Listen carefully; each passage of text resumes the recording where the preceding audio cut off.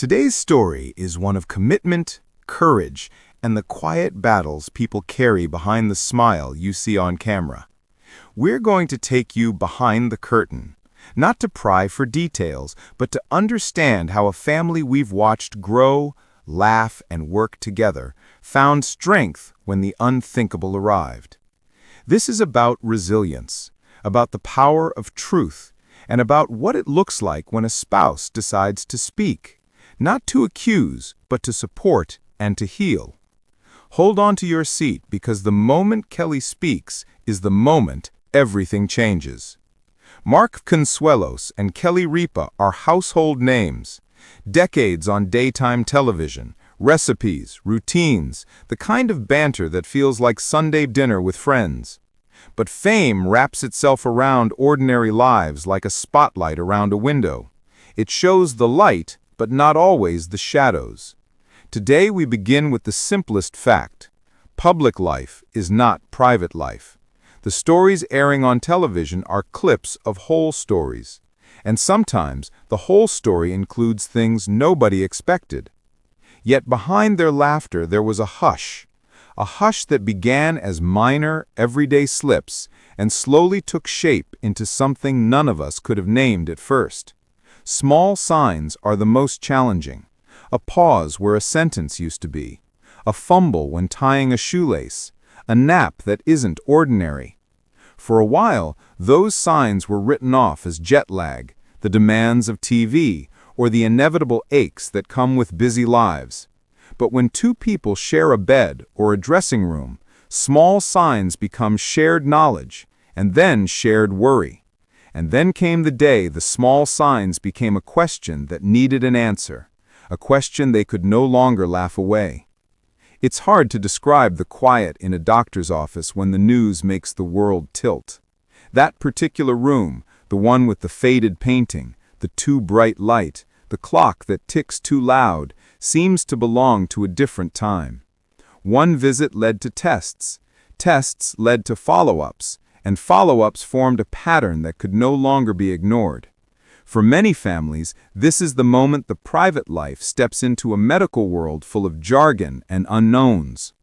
Not everyone wants headlines. Sometimes secrecy is a shield, not from the public, but from the idea that an illness will overshadow every other part of life.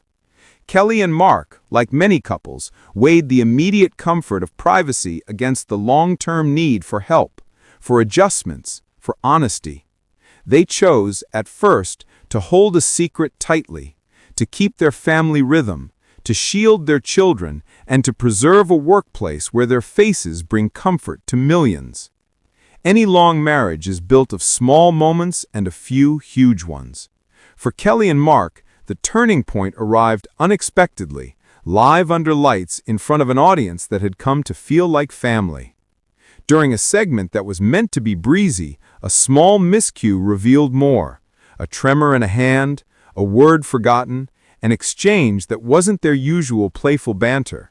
The reaction, a mixture of concern and the practiced smile of professionals who know the camera is always on. There comes a time where the balance shifts. Protecting your private life starts to put your health at risk. The doctors requested more aggressive monitoring, a medication change, and a plan that required public adjustments, traveling less, rescheduling, perhaps stepping back from some work. Private choices suddenly collided with public schedules, episodes to film, guests to book, an audience to keep engaged. When a spouse speaks in public about the other's health, it can feel like betrayal to some, but to others it's the truest act of love. Kelly chose to speak because silence was no longer safe. She wanted the truth to be told with tenderness, not tabloid cruelty. In her words, and I'm paraphrasing the spirit here, she wanted people to know that asking for help is not weakness, and that a family can be stronger when truth is shared. Creative dramatization. The following lines represent a compassionate reimagining of Kelly's public address rather than a verbatim quote. A public statement is an art. It must be clear without exposing intimate details, strong without seeming to exploit vulnerability. Kelly's statement, the one we imagine here, opens with gratitude, thanks the medical team, then gently frames Mark's condition as a challenge the family will meet together. She does not offer a full diagnosis. Instead, she offers a human truth. They will need time, patience, and privacy. That phrasing, privacy requested, truth given, was intentional. In an era that can be harsh, the response was surprisingly tender. Longtime colleagues called in. Former co-hosts left messages. Fans sent stories of caring for their own spouses. Across late-night programs and morning shows, the tone pivoted from gossip to empathy. It reminded people how much a single family can mean to many lives.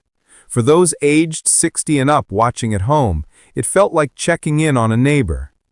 The medical reality is both concrete and merciless. Appointments become routine. Pills must be taken on schedule. Sleep schedules change. Daily adjustments, a different meal plan, physical therapy, new household habits pile up into a life that must be relearned. For couples who built their identity around busy careers, this recalibration is as practical as it is emotional. Caregiving is a long form of intimacy, is making coffee and listening, is learning to hide worry behind a joke when the cameras roll, is holding a hand through a scan. For someone like Kelly used to public presence, caregiving required stepping into a tender, steady role, one that viewers rarely see, but that defines a marriage. Once the initial shock subsided, the family faced a crossroads: retreat into privacy entirely, or transform pain into purpose. Many families choose both, private healing alongside public advocacy. In our story, Kelly and Mark used their platform to raise awareness for the kind of care their situation required, to encourage early screenings, and to fund research. This is not an uncommon arc, personal struggle leading to community impact. Health journeys rarely move in a straight line. There are remission days and relapse nights. A promising test result can be followed by a setback that steals sleep. Those nights are long and loud inside families. For viewers at home, especially those who have seen similar patterns in their own lives, these moments resonate like a familiar sad song. When illness enters a household with children, parents face a hard question: how much to tell? The instinct to shield is powerful, but honesty builds trust. In our imagined narrative, Kelly and Mark sat with their children, not to frighten them, but to invite them into the family strategy for coping. The conversation was honest, age-appropriate, and full of reassurance. For working couples, the workplace can either be an enemy or an ally. In this story, the production team adjusted schedules. Guest hosts stepped in. Scripts were rewritten. But more than logistics, the emotional climate changed. Crew members who had grown used to the couple's easy rapport stepped forward with offers of help. Rides, cooked meals, a listening ear. Those gestures remind us all of a workplace built on human connections. Here we pause to reflect on the role of media. When a well-known family faces illness, outlets scramble. Sensationalist pieces can do harm. Responsible reporting can raise awareness and model compassion. In our reimagined account, a few outlets honored the family's wish for privacy and reported facts with restraint. Others crossed lines, prompting statements asking for respect. This tension shows why ethical journalism matters, especially when health is the subject. Kelly used her voice to point viewers to help, to screenings, support groups, and organizations that could provide guidance. For an audience in their 60s, this was a familiar, welcome approach. A celebrity using reach for common good, like a neighbor handing out trusted pamphlets at a community center. The message was simple: early detection and support can change outcomes. Social media can be cruel, but it can also be kind. Strangers offered advice, recipes, stories of recovery, and names of doctors. Local groups organized blood drives, fundraisers, and compassionate outreach. For an audience who remembers neighborhood bake sales and block parties, dignity is a choice as much as a state. Choosing how much to allow into public view, which treatment updates to share, which hard nights to keep private, is a careful act. In this narrative, Kelly and Mark practice that art, being honest enough to educate, private enough to protect, and consistent enough to remain credible. That balance won them admiration from viewers who value steadiness. We often forget the caregiver. Kelly's own resilience needed tending, moments away, therapy, trusted friends who could provide the kind of respite no headline could. Self-care isn't selfish, it's sustaining. For those in our audience who've cared for spouses, this is a known truth. You cannot pour.